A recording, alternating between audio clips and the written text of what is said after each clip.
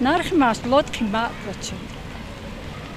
تیاری ها باید چگونه است؟ تیاری باید چی کم بغلی بچم شتیم دیگه چیکار کنیم؟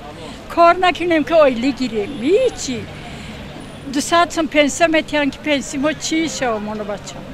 هیچ میشیم یک کم بیروی درمونده. برای کشودن یک دسترخوان ایدونه در عرفه اید چقدر مبلغ صرف میکنید؟ این ندارم هیچی ندارم بچم. هیچی صرف کردن نمیدونم. با خدا نه هیچی ندارم. حیران موندم که چی کنم اگه جایم اینا پنسم نگاه دارم که پنسم ولی دوره. نرخ محصولات در بازار چگونه است؟ خوب است اخواجون. در عرفه اید چگونه است؟ خیلی چگونه؟ قیمتی ده قیمتی؟ آدمی پول دارد سم دارد هیچی. آدمی به سم ده کم دارد بعضی میتره. در خانه شما چگونه دسترخوان میکشند؟ در خانه ما عادی ده عادی. نه عادی هم چنین قوت هم.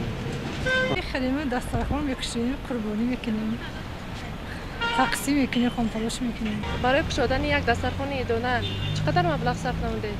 من 700 سوم شد. نرخ محصولات چگونه است؟ نسبتا نقص نه دیده به سالهای گذشته امسال ارزان‌تر.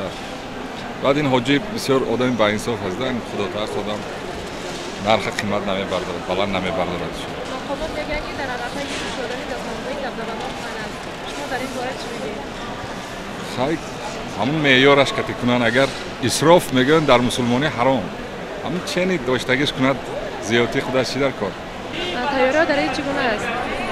خیلی می شود همین تیاری دیسادی من عید ماه شریف و به عید قربان به همه طرفه خرسندی خوشبختی. شما چگونه دسترخوان دسترخوان ایدانه چین قدرت به توانایی گفته است.